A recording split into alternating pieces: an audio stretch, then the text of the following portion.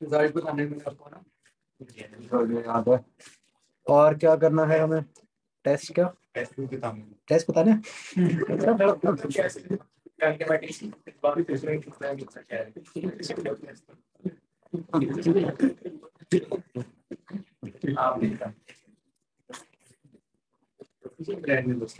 वैसे तो लॉजिकली सोच के लग रहा है कि इस बार तो 1 2 काइनेमेटिक्स ही होगा। लॉजिकली तो सिर्फ काइनेमेटिक्स ज्यादा चाहिए, सिर्फ काइनेमेटिक्स तो आई तो फिर इवेंट डायमेंशन का पहले तो एक्चुअली तो वो ही आना चाहिए, यूनिट्स एंड डायमेंशन ही आना चाहिए था। काइनेमेटिक्स वन का भी आ गया, अब कहने को काइनेमेटिक्स का तीसरा है ना? तभी तो काइनेमेटिक्स था ना, एक क्वेश्चन था काइनेमेटिक्स का फोर्थ भी है उसमें स्पोर्ट पे भी काइनेमेटिक्स।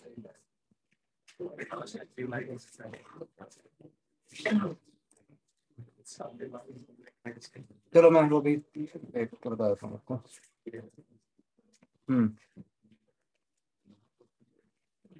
अब तो क्या करना हमें इसका 3B। अच्छा 3 ये तो हमारी कंप्लीट होगी ना?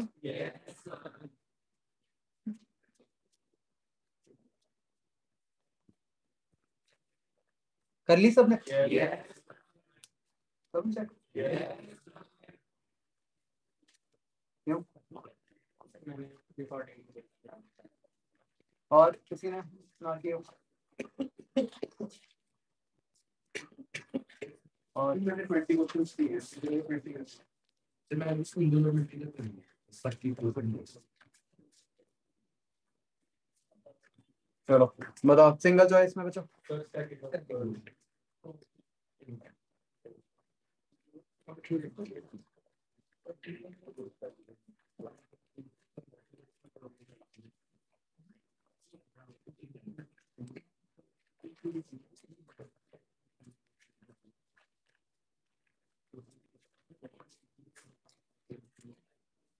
सेकंड क्वेश्चन करने का बच्चों बेस्ट तरीका क्या है? अगेन क्योंकि हमें पॉलिट्रॉपिक्स पता है तो m आ गया आपके पास, आपके पास m आ गया तो आप dq लिख सकते हो सीधा। dq क्या बन जाएगा? ncdt। और आपको du पता है f/2 वाले से, तो उससे सीधा कंपेयर हो जाएगा।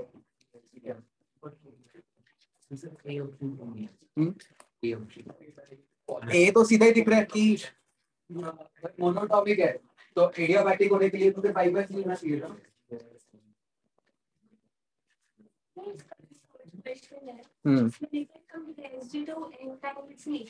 मतलब अब जो हमारी वॉल्यूम है वो v या v इंफिनिटी।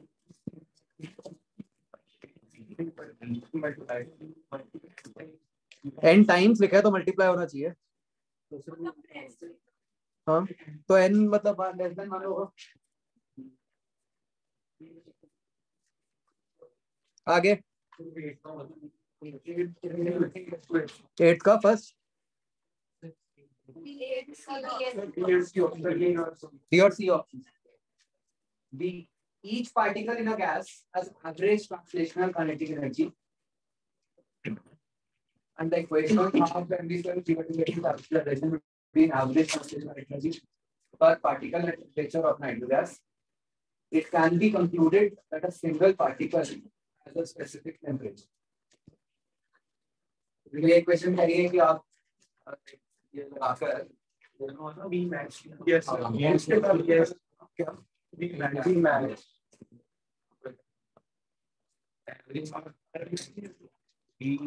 नहीं, चलो 1 मिनट के लिए मान लो यहाँ पे मैं इसको भी मीन कर देते हैं।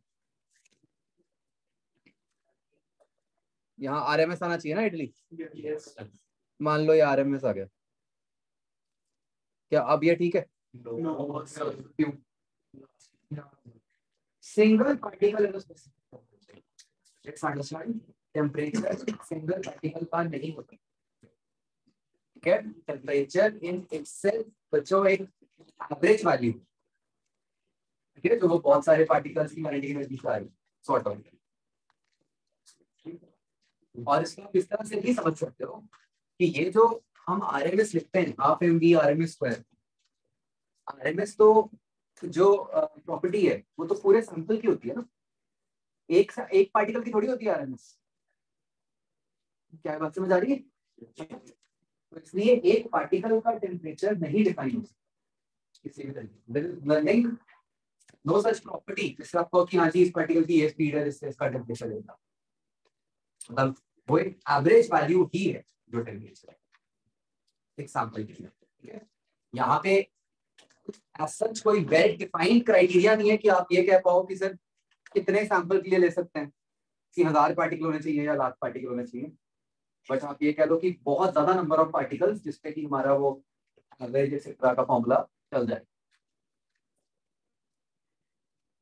अंडरस्टूड बच्चों? आगे इसकी C option, temperature is above from 100 to 200, average continuity of particle is also double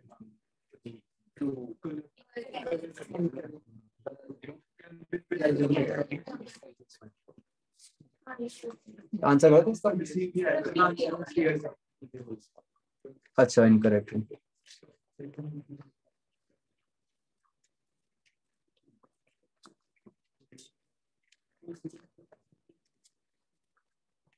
आगे बताओ, मल्टीपल का फर्स्ट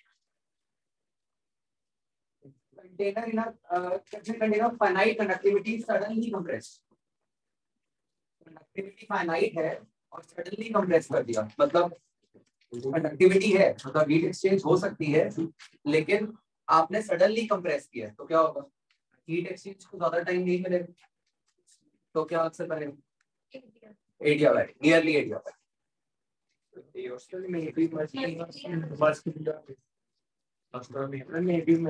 अच्छा, must be very nearly adiabatic का मतलब may be very nearly adiabatic. क्यों?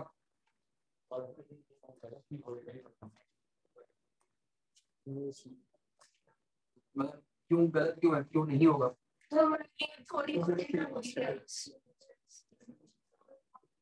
मेरी बताना कि जिस रेट पे टेम्परेचर बढ़ रहे हैं उसी रेट पे ट्रांसफर हो पा रही है। हाँ बिल्कुल, तभी तो हम नियरली की बात कर रहे हैं। तो नहीं आपने कह दिया कि कंटेनर है इसकी फाइनाइट कंडक्टिविटी, तो कंडक्टिविटी बहुत छोटी भी हो सकती है, बहुत बड़ी तो फाइनाइट है ना, कंडक्टिविटी बहुत बड़ी हो सकती है, क्या जितना अगर कम टाइम लगेगी सर उसमें बहुत ज्यादा यूज की जा सकती है, सिर्फ सारी ही रहेगी सडनली मतलब यही है, मतलब एक्चुअली क्या है कि अब ये कंडक्टिविटी की वैल्यू पे डिपेंड करेगी, अगर तो कंडक्टिविटी कम हुई तो क्या होगा, फिर तो एडियाबैटिक हो जाएगा चलो, बट अगर कंडक्टिविटी बहुत ज्यादा हुई तो क्या हो सकता है कि वही की कंडक्टिविटी ज्यादा है टाइम कम में भी ठीक ठाक हीट ट्रांसफर हो जाए तो फिर एडियाबैटिक नहीं बचेगा। क्लियर बच्चों? आगे फाइनाइट मतलब कि बेसिकली आप कह लो कि इनफाइनाइट नहीं है, मेजर हो सकती है, मे बी और मस्ट में बस ये है कि भाई कंडक्टिविटी की वैल्यू पे डिपेंड करेगा, कंडक्टिविटी कम है एडियाबैटिक होगा, अगर कंडक्टिविटी ज्यादा हुई तो एडियाबैटिक नहीं होगा। डी क्या? मे बी वेरी नियरली आइसोथर्मल, वही कि अगर कंडक्टिविटी जो है वो बहुत ज्यादा हुई तो क्या होगा, एक साथ हीट एक्सचेंज हो जाएगा फटाके, तो टेम्परेचर कांस्टेंट हो जाएगा, थर्मल इक्विलिब्रियम बन जाएगा। सब क्वेश्चंस करते हैं कि कंडक्टिंग वैसे है तो मीडियम में से टेंस का प्रेस कर दिया तो इसका क्या बेटा कंडक्टिंग में नहीं होगा, अगर कंडक्टिंग लिखे और सडनली कंप्रेस है तो एडियाबैटिक नहीं होगा। ऐसा क्यों है? आप बता नहीं सकते कंडक्टिंग। क्वेश्चन मेंशन है कि फाइनाइट की हम सोच रहे हैं हम इनफाइनाइट मान क्या क्वेश्चन में कुछ मेंशन है कि फाइनाइट कंडक्टिविटी है। नहीं ऐसा नहीं है, मतलब कनेक्टिविटी तो फाइनाइट ही होती है, मतलब यहाँ पे फाइनाइट वर्ड लिखे और ऐसे कोई खास फर्क नहीं पड़ेगा। बट मानेंगे तो हम फुली एडियाबैटिक एडियाबैटिक ही मानेंगे, बट हम इनकम्प्लीट एडियाबैटिक। अगर अगर बच्चों मतलब कंडक्टिंग दिया है कंटेनर और अगर सडनली कंप्रेस किया तो जरूरी नहीं है कि कोई एडियाबैटिक हो।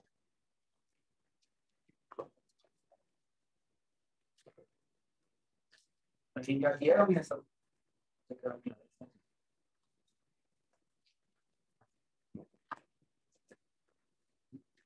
लोग तो किसी भी टाइप का केस हो सकता है। ठीक है, माइंड में रखना जब रिवाइज कर रहे हो या कुछ कि अगर ऐसा कहीं किया है तो। आगे बच्चों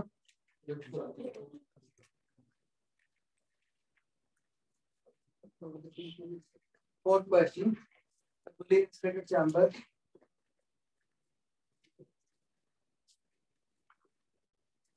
पार्ट डी इज वैक्यूम और बी पार्ट में एक स्प्रिंग लगा हुआ है। इनिशियली ये स्प्रिंग इज antiform, gas में chamber close के expand let it equilibrium, spring is compressed by x naught। तो ये ना इस टाइप के क्वेश्चंस मतलब ऐसे क्वेश्चंस आते हैं आईटी में, मतलब मेरे ख्याल से ये भी शायद आईटी का ही है। जैसे मैंने आपको कहा आंसर पढ़ना है सारा कुछ, सबसे पहले ये बताओ जो इन्फॉर्मेशन दी है क्या उससे कहीं ये दिया हुआ है कि स्लोली किया है कि गैस स्लोली एक्सपैंड कर रही है।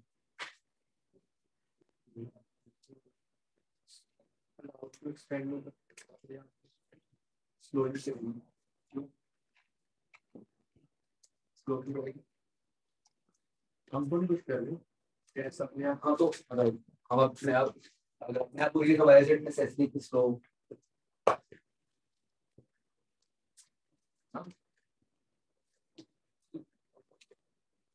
तो कहीं स्लो नहीं लिखा, ठीक है, कीप दिस इन माइंड। उसके हिसाब से हम ऑप्शन सोचते हैं। A option, pressure of gas at equilibrium is kx0 by s, true और फॉल्स? ट्रू।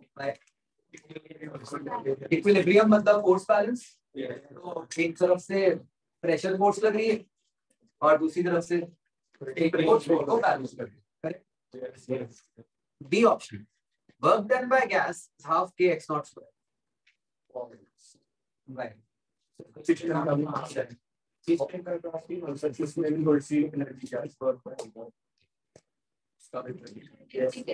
तो अगर हम ये मान रहे हैं कि क्वेश्चन में जाएगा इसका मतलब ये तभी हुआ है अगर प्रोसेस स्लो नहीं है, राइट?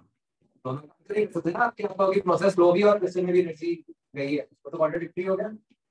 यही ध्यान रखना था बस, मतलब आपने एक जगह रखा है पर दूसरी जगह आपने इसके बारे में सोचा नहीं। तो समझ गए मेरा पॉइंट? मेरी इक्वेशन क्या बन रही होगी बच्चों वैसे अगर मुझे इक्विलिब्रियम वाली कंडीशन पर एनर्जी कंजर्वेशन लगानी हो तो इक्वेशन क्या बनेगी? जैसे मैंने आपको बताया था ना कि ऐसे केस में हम डायरेक्टली तो लिख ही नहीं सकते, इनडायरेक्टली ही लिखना पड़ता है। तो इनडायरेक्ट इक्वेशन होगी क्या, क्योंकि पिस्टन का मास है तो क्या बनेगा?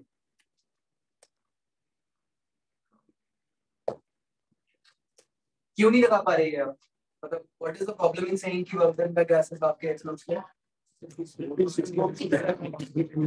पिस्टन भी उसको भी एनर्जी मिली है, उसका पिस्टन के पास भी एनर्जी आएगी, कौन सी एनर्जी? तो इसका मतलब इक्वेशन क्या बनेगी?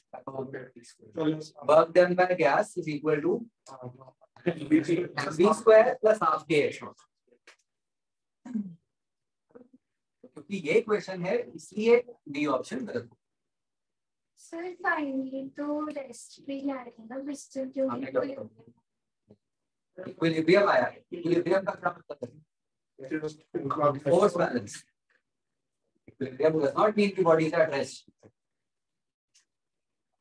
तो इनफैक्ट इस केस में असली में पता क्या होगा बच्चों?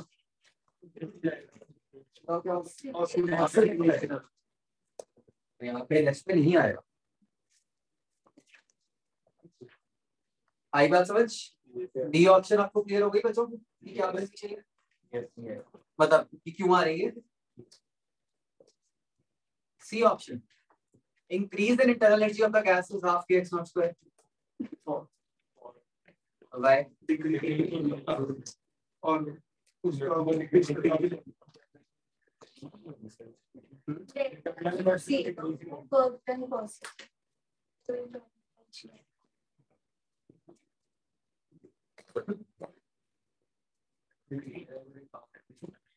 Yes, दो रीजन हो गए ना, एक तो डिक्रीज है और एक हाफ एम स्क्वायर की टर्म है।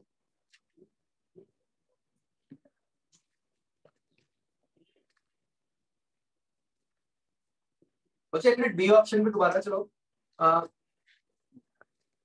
हमें ये कहा है कि ये जो पूरा अरेंजमेंट है ये थर्मली इंसुलेटेड है, तो इसके पास बाहर से कोई हीट नहीं आ रही। यही बात है। दोबारा एक बार सोचिए एनर्जी कंजर्वेशन कैसे लगाएंगे, क्या क्या टर्म्स आएंगे?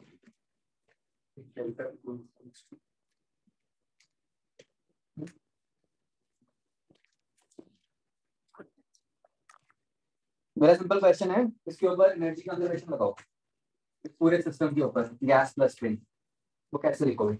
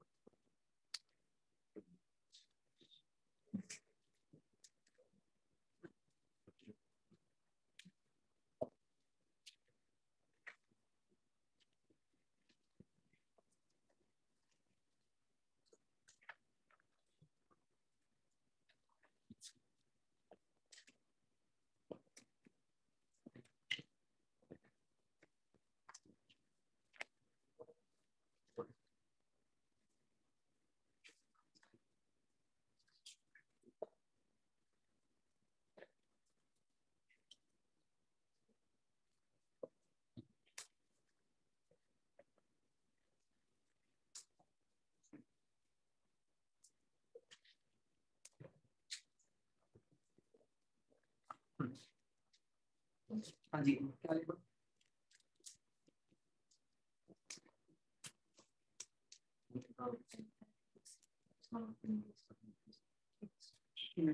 Work done by gas equals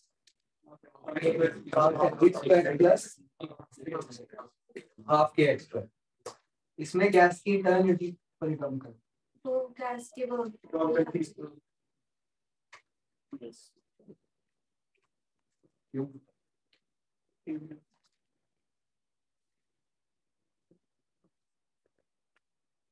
मैं कर सकता, जब आप एनर्जी कंजर्वेशन लगा रहे हो तो इंटरनल एनर्जी कम हो।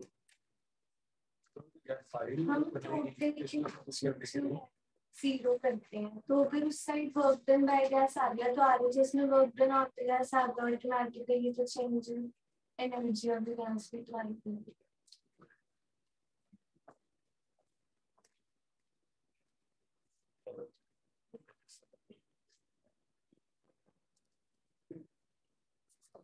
बच्चों क्वेश्चन समझ गए मेरा? इसका आंसर सोचो। पूरे सिस्टम का टेम्परेचर जीरो है, तो अगर सिस्टम का टेम्परेचर इंक्रीज हुआ होगा तो मतलब वो भी कम है। नहीं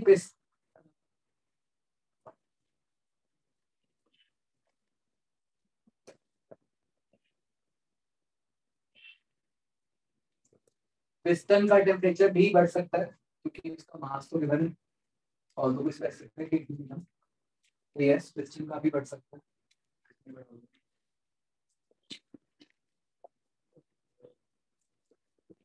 मतलब अच्छा ऐसे समझो आप कि ये जो सिस्टम है इसके ऊपर, मतलब इस सिस्टम के पास बाहर से तो कोई एनर्जी आ नहीं, है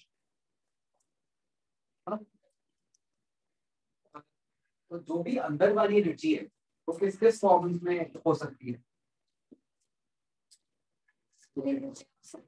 स्ट्रिंग में हो सकती है, पिस्टन की काइनेटिक एनर्जी में हो सकती है, और गैस की इंटरनल एनर्जी में हो सकती है।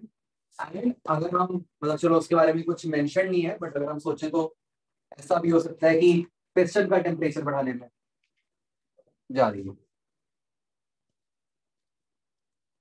आ रही है बात समझ?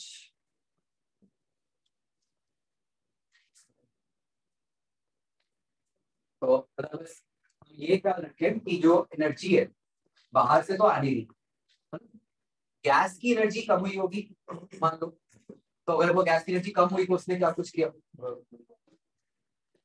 पिस्टन को मूव किया, स्प्रिंग की पोटेंशियल एनर्जी बढ़ाई, एंड मे बी पिस्टन का टेम्परेचर बढ़ा। ये बात समझ आ रही है सबको? तो क्या हम ये कह सकते हैं कि नहीं कह सकते कि work done by gas is equal to half K X naught square plus half K X naught square?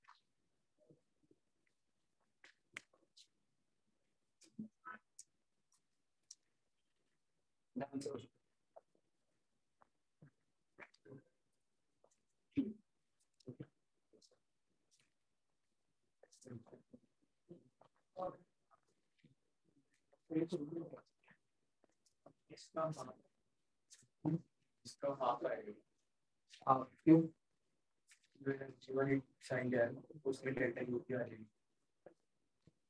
अगर हम चीजें एनर्जी एनर्जी को लेंगे वो माइनस डेल्टा डब्ल्यू है, उधर जाके नहीं ऐसे तो चलो, क्या ये जरूरी है कि गैस ने जो भी वर्क किया उतना उसकी इंटरनल एनर्जी कम होगी? क्यों? गैस के पास बाहर से तो कोई नहीं आ रही थी, जितना भी वो वर्क करेगी उतना उसका इंटरनल एनर्जी कम होगी। तो मतलब बाई चांस अगर बी ऑप्शन ठीक होती तो सी ऑप्शन भी ठीक होती। तो ओके चलो ये हो गया, सी ऑप्शन से निकल हाँ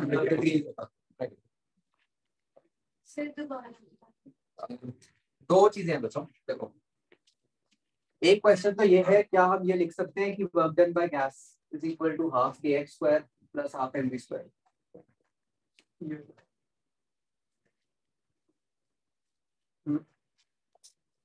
वाई और वाई नॉट?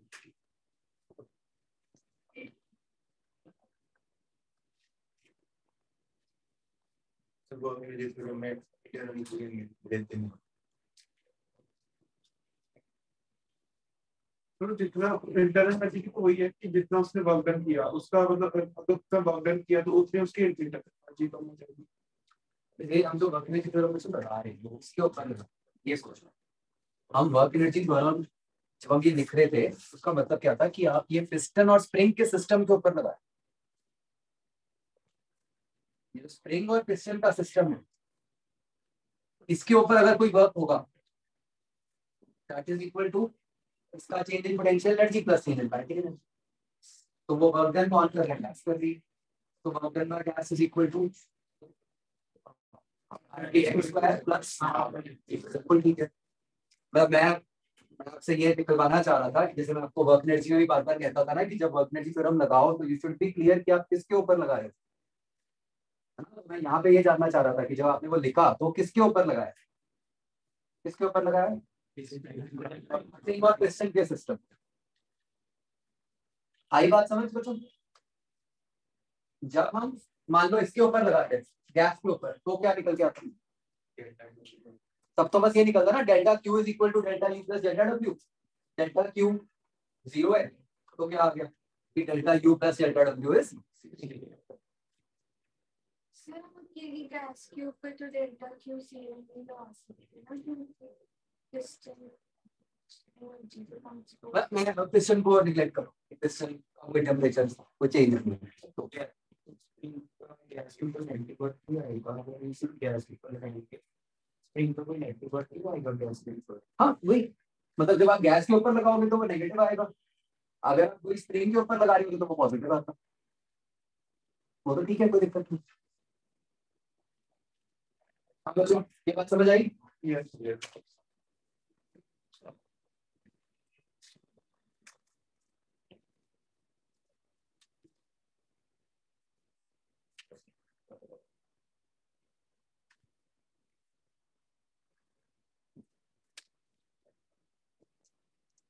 चलो एक मिनट क्वेश्चन को दोबारा ही सोच लो।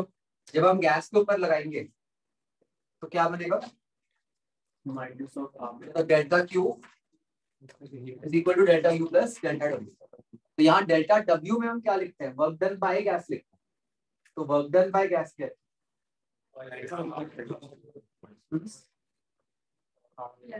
प्लस या minus? Work done by gas positive ही है ना, work done by gas positive है।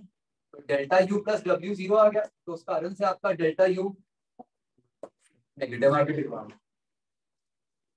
अंडरस्टूड? तो ये क्लियर हो गया कि बी और सी ऑप्शन क्यों नहीं? क्योंकि एक हाफ एम वी स्क्वायर की टर्म भी आ गई। और D option temperature of gases decrease, delta U negative तो क्लियर ही है, तो इसका मतलब टेम्परेचर कम होना ही है।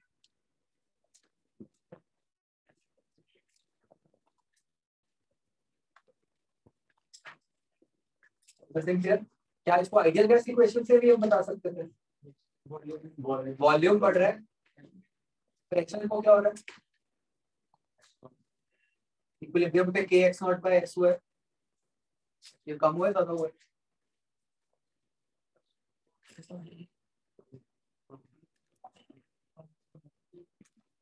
गैस का प्रेशर बच्चों हम कह सकते हैं कुछ कि कम हुआ होगा ज्यादा हुआ होगा?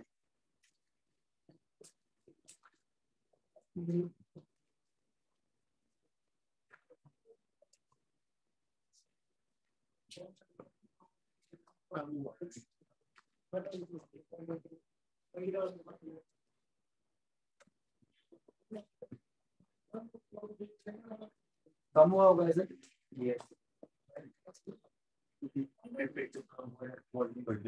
नहीं, अगर मान लो टेम्परेचर का नहीं पता, अगर टेम्परेचर का नहीं पता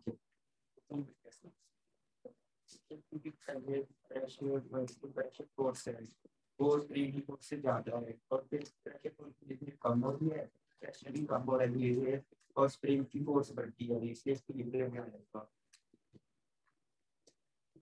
यस यस। अगर पहले ही प्रेशर ज्यादा था तभी तो स्प्रिंग दबना शुरू हुआ, ठीक है? धीरे धीरे क्या हुआ?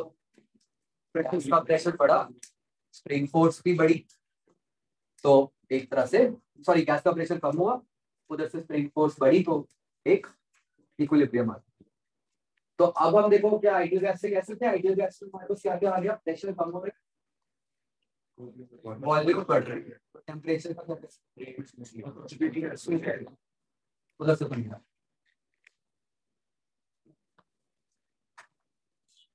ठीक है बच्चों, क्लियर? तो डेल्टा यू से तो खैर सीधा पता चल ही जाएगा। आगे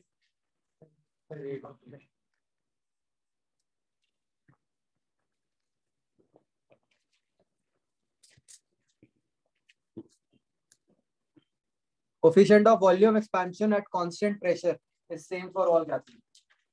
तो बच्चों हमने निकाला था गामा, इस नोट्स में किया था। गामा की वैल्यू क्या आई थी? नीबो वाला काम नहीं, वो वाला जो तो क्वेश्चन में समझने की पॉलीट्रॉपिक प्रोसेस में वो वैल्यू निकालो 1 बाय, जब बताया भी था गामा क्या होता है, जिसका आंसर 1/1 माइनस एम आया था। आया याद? नहीं आया? चलो अच्छी बात है ना, अब नोट्स हैं मेरे पास, नहीं तो तुम तो कह दोगे पढ़ाया ही नहीं सर।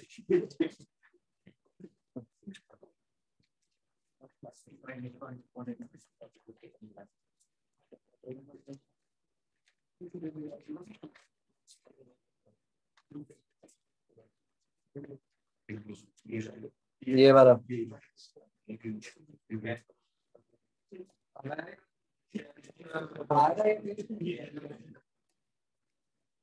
ये वाला जो टर्म है ये कोएफिशिएंट ऑफ वॉल्यूम एक्सपेंशन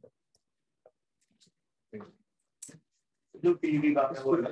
हाँ बोला था मैं वो तो सीपी बाय सीपी होता है हाँ ये कोएफिशिएंट ऑफ वॉल्यूम एक्सपेंशन है और उसमें हम जो जैसे ईटा है उसकी कितनी वैल्यू है गामा की कहाँ इसका रीजन ये है ना कि अलग अलग जगह पे so many people are working on different things कहाँ से कर रहे हो वर्ल्ड वाइड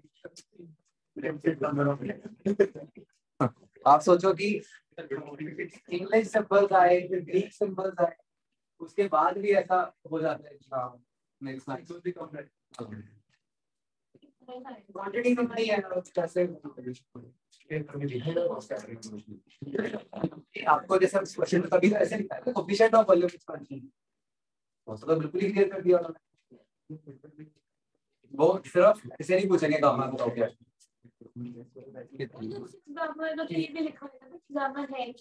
कुछ ना कुछ लिखा होगा केमिस्ट्री में आईयूपीएसी ने पूरा जनरलाइज किया था नोमेनक्लेचर को यहाँ पर भी कुछ ना कुछ किया जाता है बट इतनी कोई जरूरत नहीं पड़ती मतलब अगर आपको उसका अभी भी हम बात सिर्फ सिंबल्स की टर्म्स में करते हैं प्रिपरेशन तो होनी चाहिए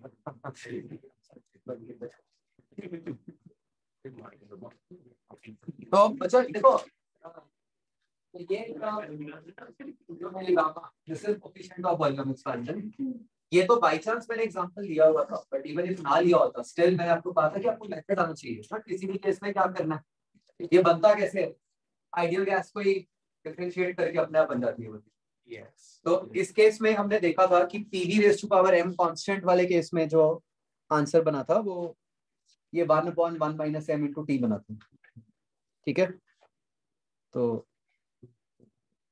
अब हमें जो केस दिया हुआ है हमें कहा है कि कांस्टेंट प्रेशर आपको कैसा प्रोसेस लेना है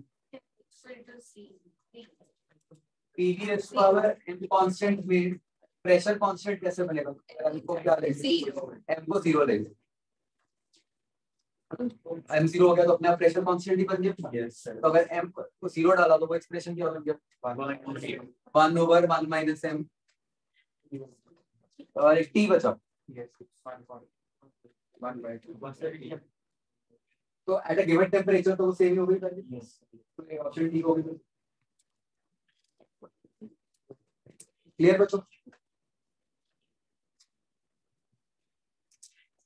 इनफैक्ट बच्चों अगर आप सोचो अगर कांस्टेंट प्रेशर ना भी दिया होता कांस्टेंट प्रेशर अगर ना दिया होता सिर्फ ये कहा जाता कि फॉर एनी प्रोसेस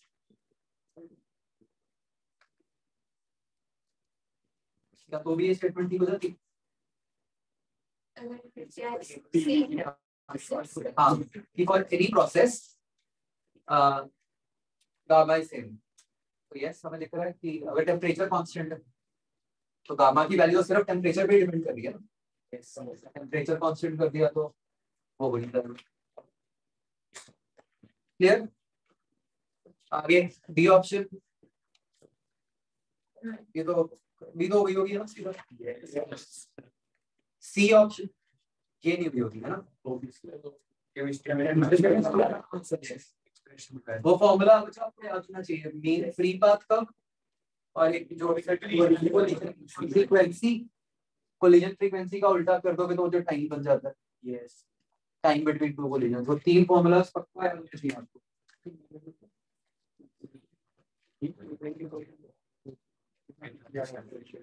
और D gaseous mixture average translational energy of molecules of each component is same ठीक है आगे बच्चों सिर्फ 7 से 8 ऑप्शन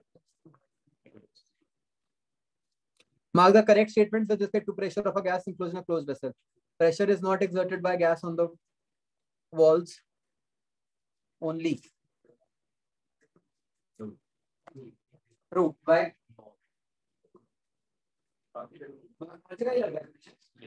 walls पे थोड़ी लग रहा है हाँ नहीं, आई मीन आई थिंक अपने आप मौजूद है आप मतलब गैस का एक पार्ट दूसरे पार्ट में कैसे कर सकता है?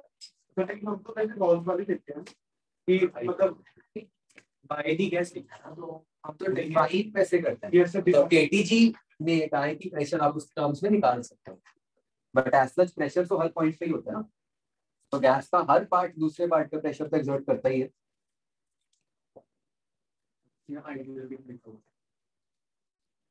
हाँ, वो भी कोई दिक्कत नहीं, आइडियल ना लिखो, प्रेशर तो हर जगह ही नहीं, मान लो वो भी क्या है नहीं, बट जैसे चाहे पुलिस में नहीं होती, बट अगर क्वेश्चन आएगा लॉजिकल तो अगर वो रियल में नहीं है, अगर उन्होंने मान लो ऐसे ही क्वेश्चन दिया सिर्फ गैस की बात की है, और अगर वो आइडियल के लिए कुछ और बनता है, रियल के लिए कुछ और बनता है, तो फिर उन्हें दोनों को मार्क्स देने पड़ेंगे। मतलब वो क्वेश्चन इस तरह फ्रेम नहीं हो सकता कि भाई हाँ आइडियल के हिसाब से ही होगा, वो बताएंगे।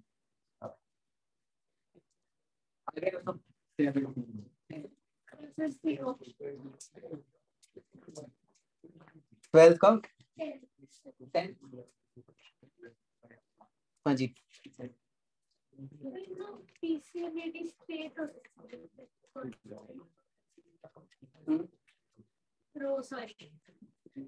रो क्या होता है? PM by RT. आपका डेंसिटी वर्सेस प्रेशर, रो क्या होता है? तो पीएम बाय आरटी होता है। तो अगर पीएम बाय आरटी, तो पी बाय टी अगर कांस्टेंट है तो डेंसिटी कांस्टेंट है, तो B to C density constant होनी चाहिए, तो डी आंसर है।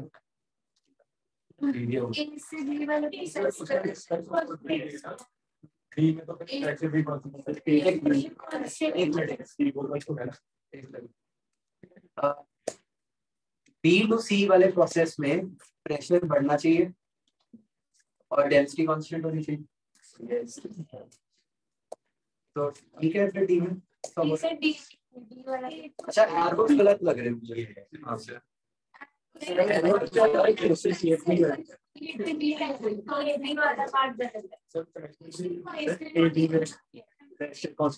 मुझे लग रहा है सी ऑप्शन होगी, बस ये लाइक वर्ड राइट।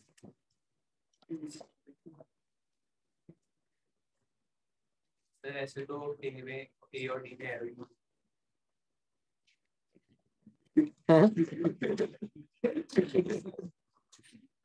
चलो वो तो ठीक है, वो तो बाय एलिमिनेशन आ ही गया। ए ऑप्शन के कारण तो नहीं होगा पुनः,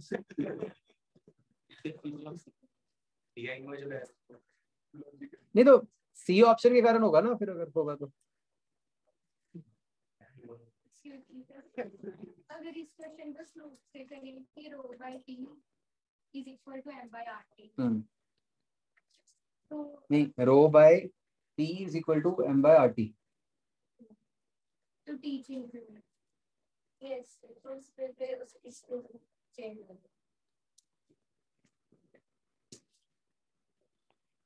आप कह रहे हो कि ऐसे फॉर्मूला होता है rho is P M by R T, इसके अंदर तो इंटरसेप्ट होगा। बस कोई बात नहीं, सब ठीक है, है ना, हो गया ना। आगे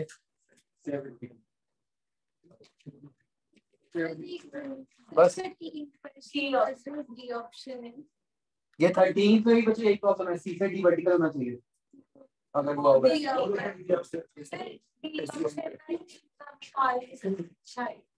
वो सी और डी पे डिपेंड करेगा।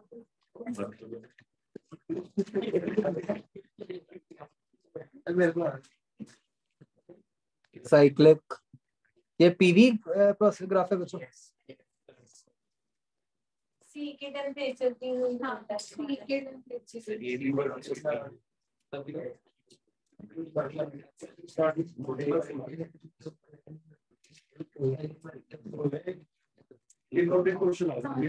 सिर्फ इतनी इंफॉर्मेशन तो नहीं निकलेगा, दिया भी नहीं होगा।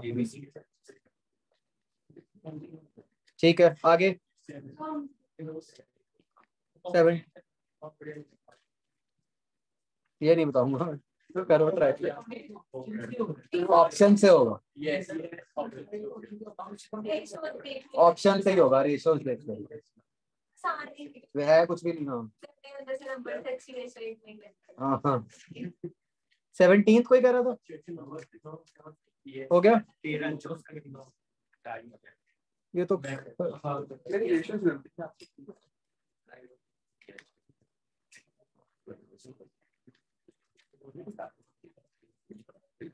तो सीधा ये फॉर्मूला लगाना फर्स्ट लॉ का।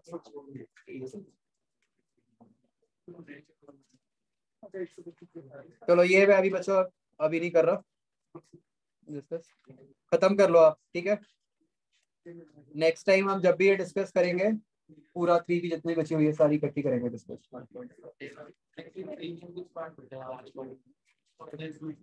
हाँ उसी पे आ रहा हूँ।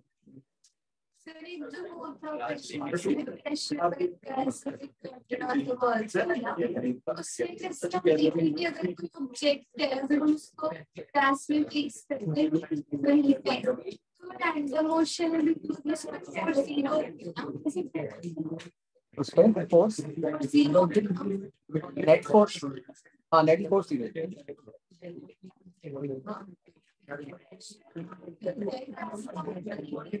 हाँ मतलब हर पार्ट से कोई फोर्स लगी नहीं है। अगर आप एक पार्ट डाला बॉडी का कुछ छोटा पार्ट है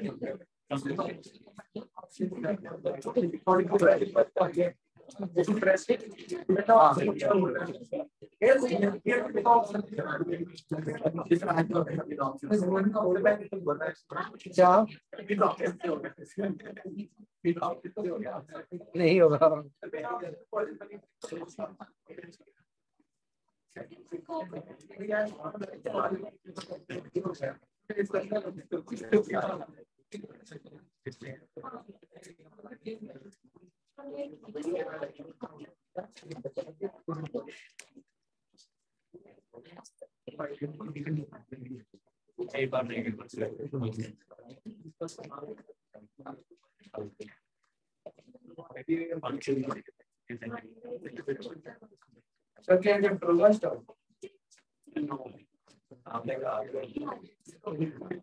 आज नहीं देगा एक्चुअली डिसाइड भी करना है नया चैप्टर में स्टार्ट कौन सा करना है। हाँ हीट का क्या करें अभी क्या करें,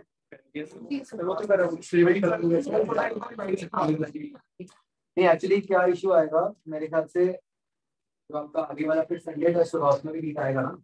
चलो तुम एक हफ्ता दे दो पूरा, हाँ आप कुछ मत करो।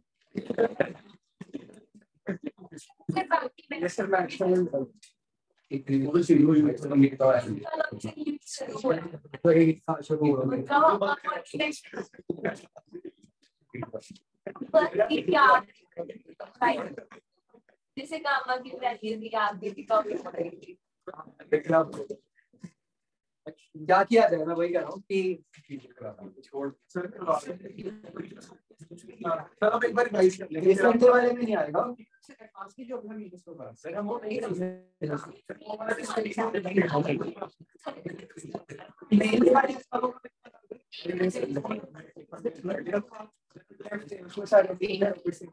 उसमें नीट नहीं आ रहा है, इसलिए 2 हफ्ते बाद इस संडे तो एडवांस है आपका, इसके अगले संडे मिल सकती है लेकिन उसमें क्या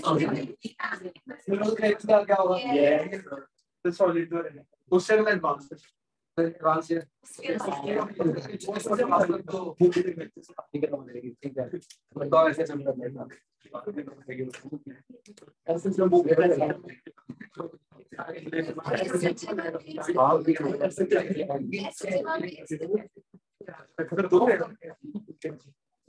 उसके बाद रोज रोज से कहा ज्यादा है ना, 3 हो गए ना,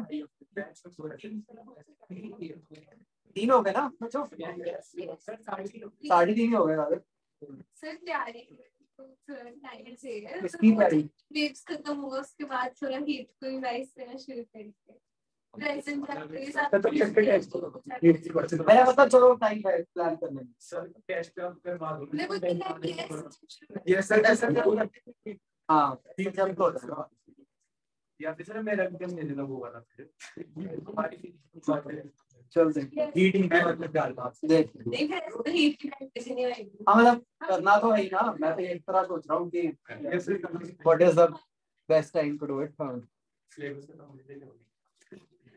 कोई नहीं, तुम दिसंबर हॉलीडेज में कर लेना ना। अच्छा 3 हॉलीडेज का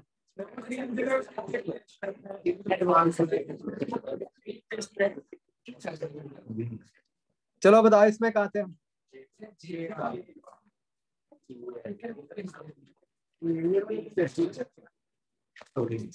जे का 5th Yes.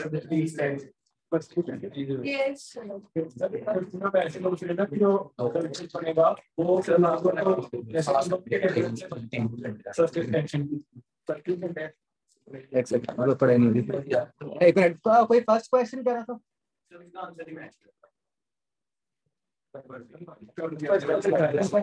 कर रहे?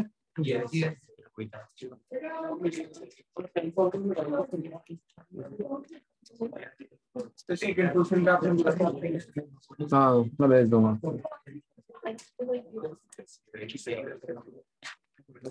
Fifth question, glass is lower ends are at same level, arrangement is okay। तो मतलब ये बच्चों इस टाइप का अरेंजमेंट हो गया ना कि एक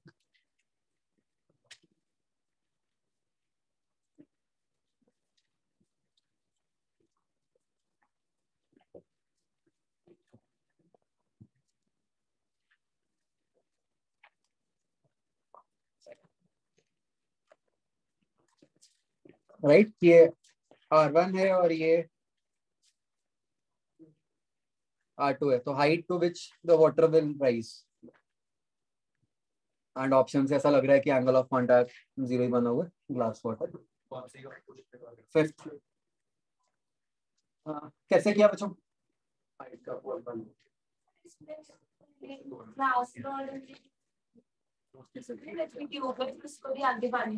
हाँ मतलब ये जो अरेंजमेंट है ये ऐसे सारा पानी है इस तरह से है, और आपको पूछा है कि इस अरेंजमेंट में वाटर कितना राइज करना, ये जो मतलब बीच वाला पार्ट है।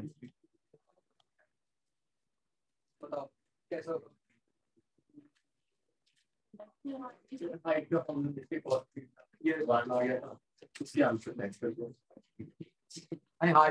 फॉर्मूले में तो एक आर होता है ना, 2s cos theta by 2s का मुझे आर हो गया, तो आर क्या लिया? R minus yes इफेक्टिव और रेडियस का ये तो मतलब जितने जगह पे लिखा जा रहा है बिल्कुल फॉर्मूला में वो जगह थोड़ी होता है, फॉर्मूला में रेडियस होता है। इसमें आपको जो उसमें पिक्चर करना पड़ेगा क्वेश्चन दिया था जो आपने नहीं किया था, ये क्या चरी मैंने आपको एक्विटी वाला ये शो ये कि वेट बैलेंस से निकालो। तो यहाँ पर वो वाली अप्रोच लगेगी कि ये जो लिक्विड है, लिक्विड इस पार्ट में बच्चों किस तरह से होगा, इस तरीके से।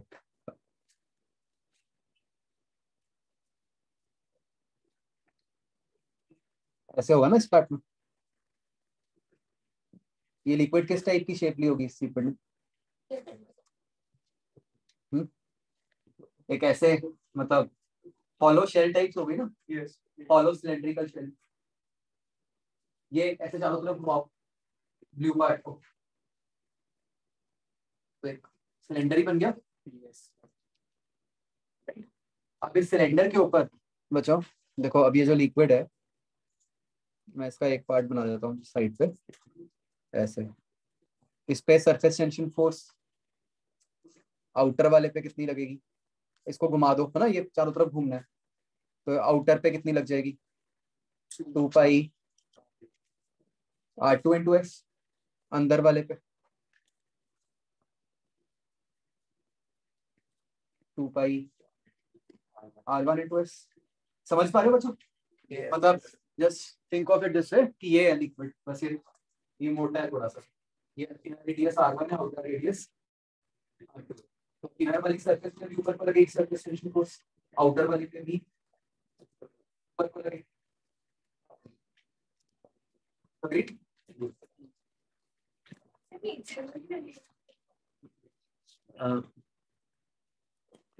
लिक्विड की इस तरह की शेप होगी ना, तो लिक्विड सरफेस पे नीचे को फोर्स लगा रहा होगा, सरफेस लिक्विड पे ऊपर को आया समझ में? तो मतलब नेट फोर्स क्या हो गई, 2πs R1 प्लस R2। इतने पार्ट ऑफ लिक्विड का बच्चों वेट क्या बना,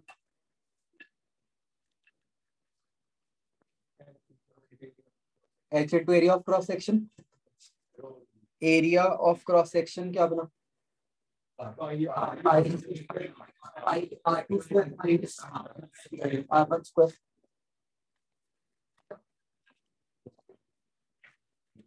तो ये बन गया वॉल्यूम इनटू, तो क्या होगा कि R1 प्लस R2 यहाँ से कट जाएगा, जिससे वो R2 माइनस R1 फॉर्म में ही आ जाए।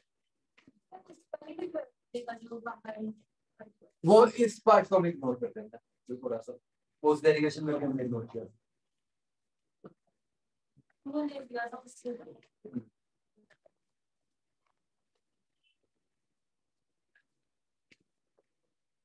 ठीक है, तो समझ रहे हो, आप डायरेक्ट फॉर्मूला नहीं लगा सकते थे, क्यों? क्योंकि जो रिजल्टिंग अरेंजमेंट बन है, जो हमने फॉर्मूला निकाला था, उस फॉर्मूला में तो जो शेप थी वो एक सॉलिड सिलेंडर शेप थी ना, ट्यूब थी जिसके अंदर लिक्विड राइज कर रहा था। यहाँ तो एक डिफरेंट सी शेप बन रही है, तो हमें डेरिवेशन पे ही जाना पड़ेगा। मतलब ठीक है, वो बाई चांस बन रहा है कि R2 माइनस R1 बन गया, बस ऐसा लॉजिक।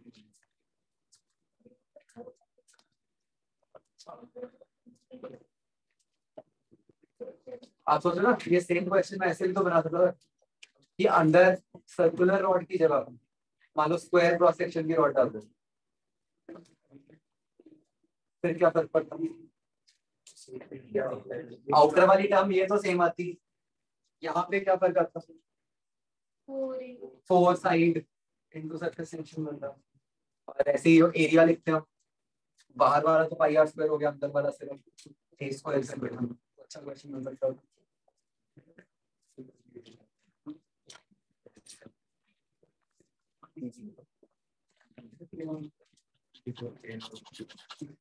आगे बच्चों।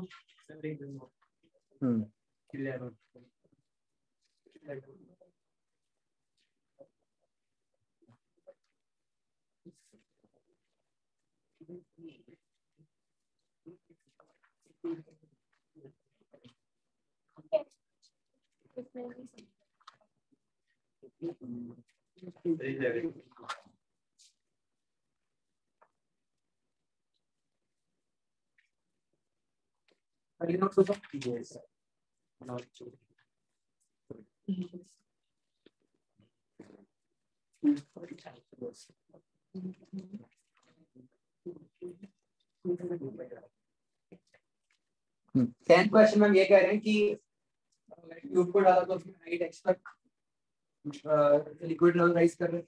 अब हम कह रहे हैं कि इस ट्यूब को हमने थोड़ा सा पानी के अंदर ही कर दिया, जिससे कि जो ट्यूब की हाइट पानी के ऊपर है वो x से कम है। इसके लिए क्वेश्चन उसका है इनसफिशिएंट हाइट वाला, कि जो ट्यूब की हाइट बची है वो जो जिस हाइट तक चढ़ना था उससे कम है, तो वही बताओ कि क्या पॉसिबिलिटी है। जो हाइट पे जो हमने एग्जैक्टली कहते हैं इनसफिशिएंट हाइट पर, तो h इज द हाइट जितनी पे लिक्विड चढ़ना चाहिए। अब हम कह रहे हैं कि हमने ट्यूब को पानी के अंदर ही डाल दिया, जिससे कि जितना ट्यूब का पोर्शन पानी के ऊपर है वो कम है। ठीक है, 11th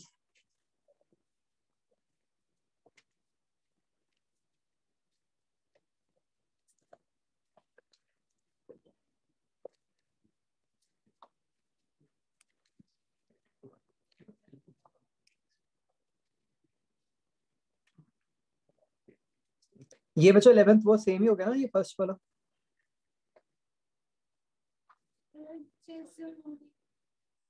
समझ नहीं आ रहा, समझा दो एक बार। आपको एक मतलब वही डायग्राम है,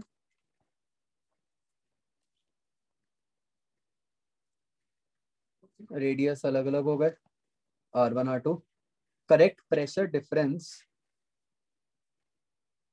व्हेन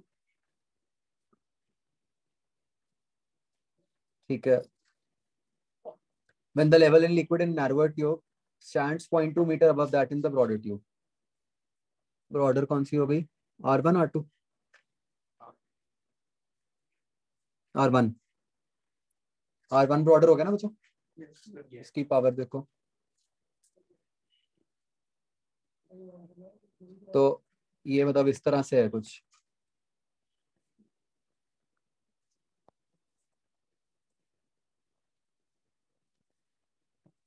ये 0.2 है। आप एसेंशियली ये बताना चाह रहे हो कि बेसिकली मैनोमीटर का काम क्या होता है बच्चों? प्रेशर डिफरेंस मेजर करना। तो मैनोमीटर के बाहर मतलब अगर मैं 1.1 यहाँ लूँ और 1.2 यहाँ लूँ, तो 1 और 2 का प्रेशर डिफरेंस बताना है। तो आपकी इक्वेशन कैसे बनेगी? आप अगर ये जो इस ब्लू लाइन को बेस मान लो, लेफ्ट साइड पे ब्लू लाइन का प्रेशर क्या बनेगा? P1 minus surface tension, angle of contact mention नहीं है तो हम 0 ही मानते हैं। तो P1 minus 2s bye R1। समझ आप? मैनोमीटर जो लिक्विड होता है, लिक्विड के बाहर का प्रेशर डिफरेंस बताता है। मैनोमीटर कैसे यूज करते हैं कि आपको कोई 2 पॉइंट्स का प्रेशर डिफरेंस बताना है, उसके बीच में आप ये 2 आर्म्स फिट कर सकते हैं, तो उसकी हाइट से आपको पता चलता है। ठीक है, तो ये बच्चों P1 है तो ये इससे कम होगा ना, ये माइनस आएगा, हमने पहले भी किया। तो P1 minus 2s bye R1, ये इस पॉइंट का प्रेशर आया। यही राइट साइड से कैसे बनेगा? P2 minus 2s bye R2, उससे यहाँ का है, फिर प्लस रो जी एच। तो रीअरेंज टर्म्स, उससे आपके पास P1 माइनस P2 की वैल्यू है।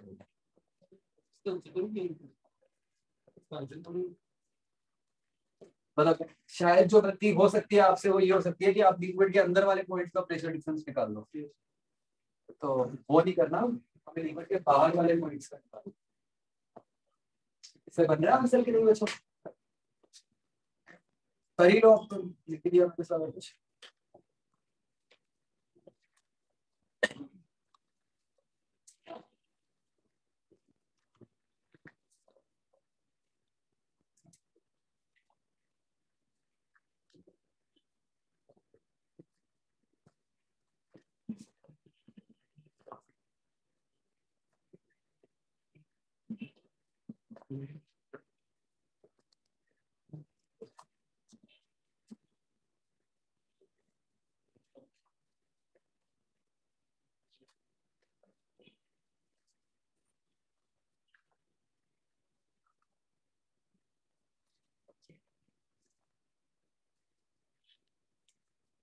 अब जो आपका थर्मो तो एटलीस्ट अप टू डेट है,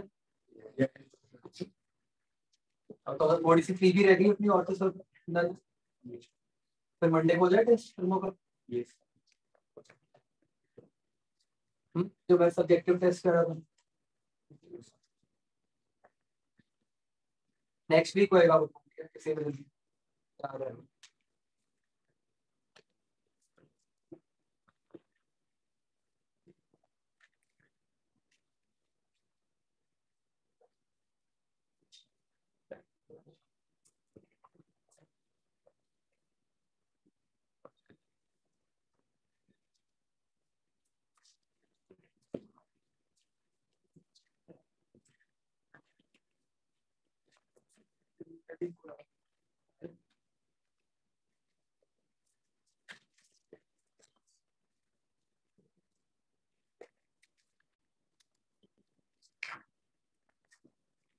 आगे बच्चों 3B, तो 3 ही हुई है ना कुछ करके।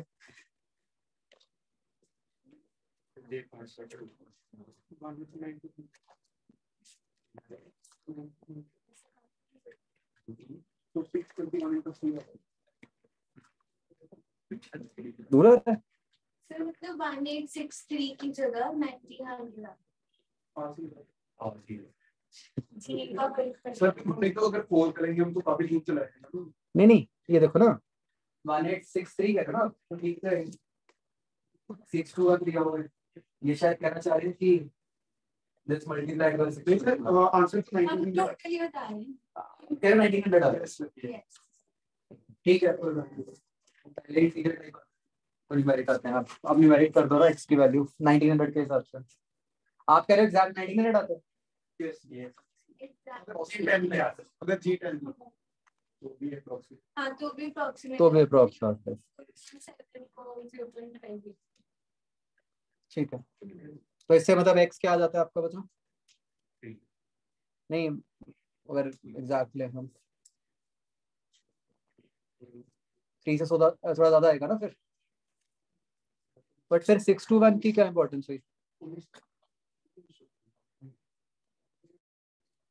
जी 9.8 लेके भी 1863 तो नहीं बन रहा? सर एक चेक आगे तो क्या हो सकता है? मतलब एक्चुअली ये बहुत ही पर्टिकुलर दिया हुआ है ना 621, उससे लग रहा है मुझे। तो शायद उसके बाद तो फिर और भी बढ़ जाएगा। नहीं कम कम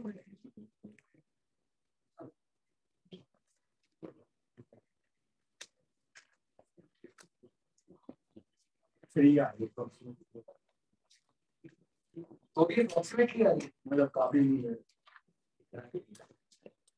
2083.625 ये तो बहुत दूर होगा। पहले तो 1900 कह रहे थे, तुम तो बहुत दूर लगे। हाँ फिर इसको मल्टीप्लाई करके 1860. ये सर 1860 होता है। हाँ मुझे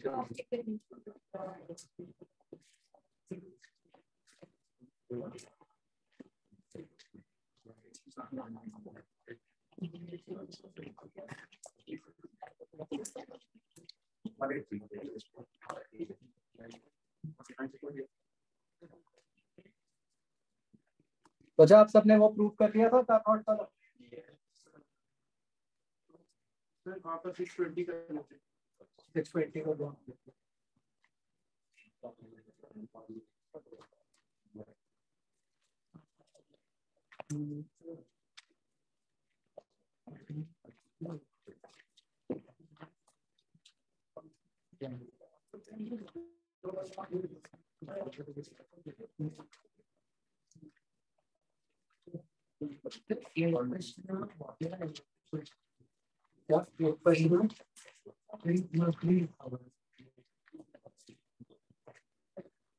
हाँ सर वाटर सर्विस है।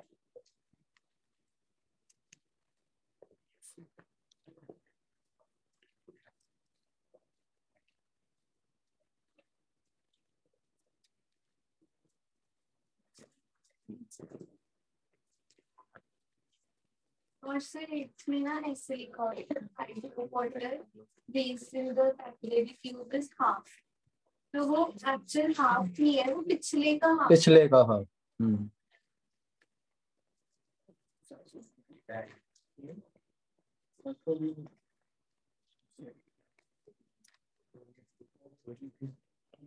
राइट बच्चों डन।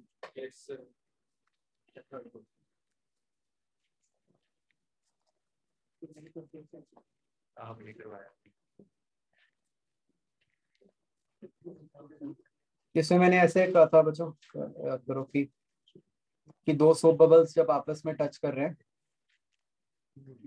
तो ये वाली सरफेस थोड़ी दब सी गई, तो इस साइड है P0 plus 2s bye R2, इस साइड है P0 plus 2s bye R2। तो ये जो अब नई सरफेस बन गई,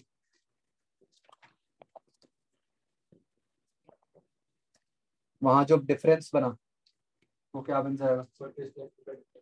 मतलब ये जो दो प्रेशर्स का डिफरेंस आएगा that will be equal to 2s by नई वाली सरफेस का R।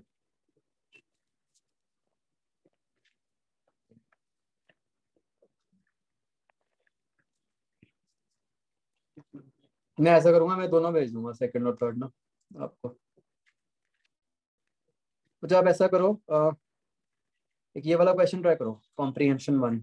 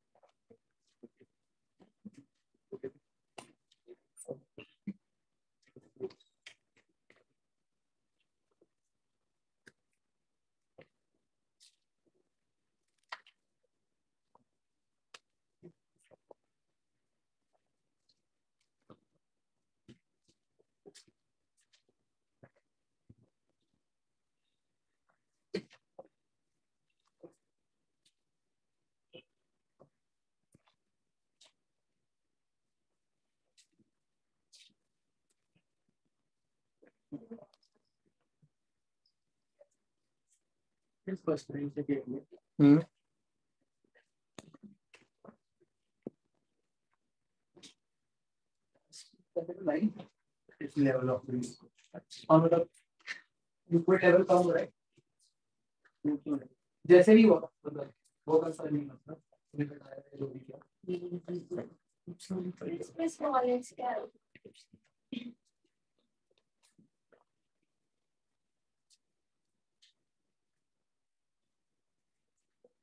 एक्स वन की वैल्यू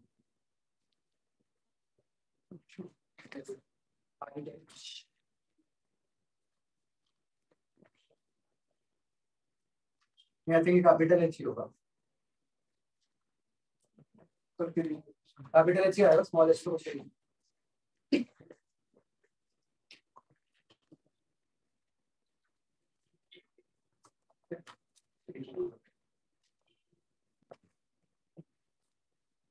खाली करिए आप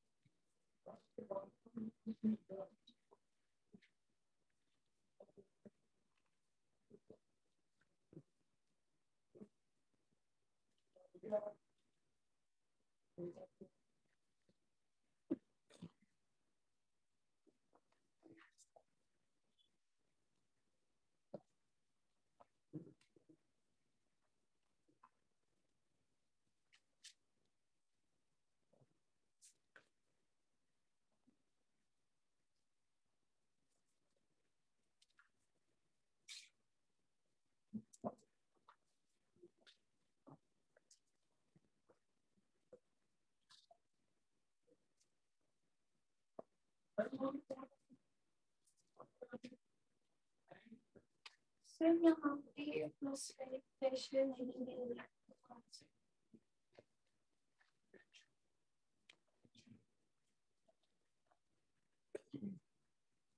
एटमॉस्फेयर के दोनों सिचुएशन इंडिया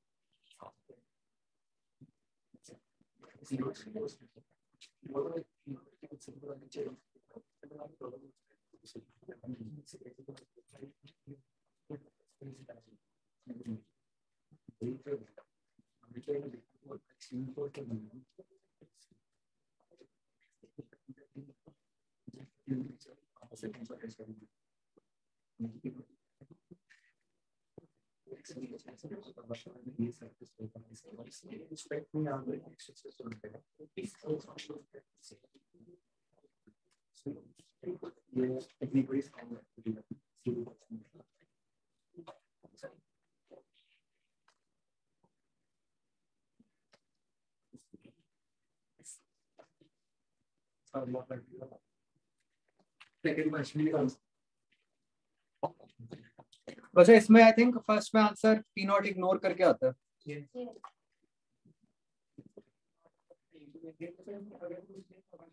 मानेंगे तो पी नॉट ऊपर ही आएगा, कैंसिल हो जाता है।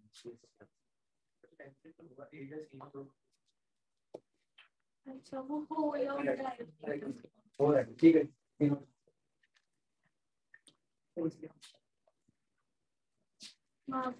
खुला है, सिलेंडर खुला है। हाँ ये तो एयर के कॉन्टैक्ट है।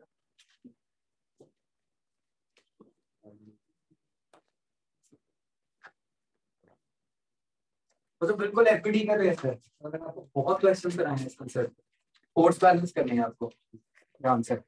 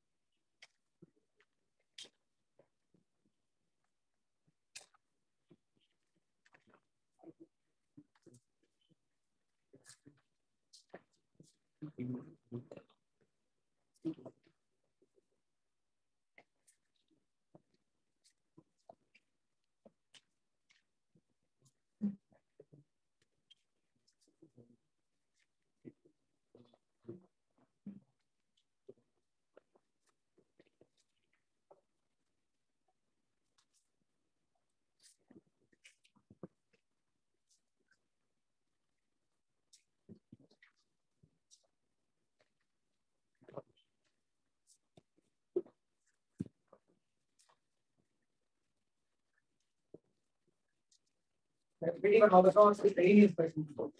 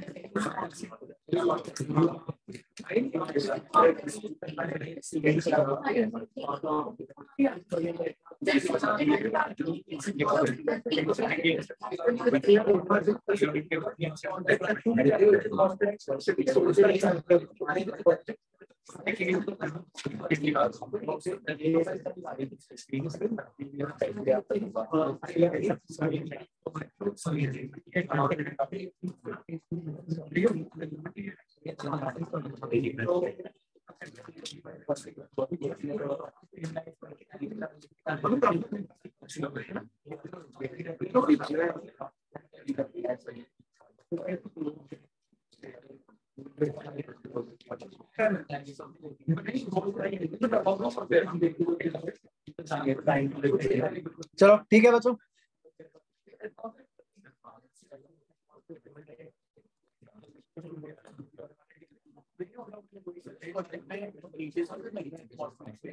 लग रहा है वो जो बच्चों जो सेकंड क्वेश्चन में फिगर बना हुआ है ना, वो थोड़ा सा गलत बना हुआ है, वो स्टिल ओपन ही है।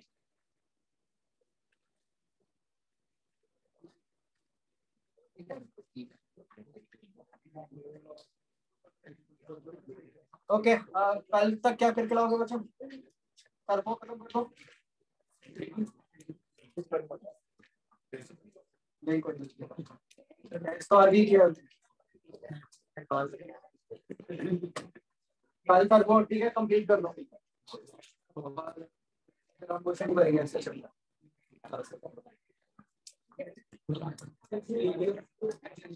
3 वीक सिर्फ 3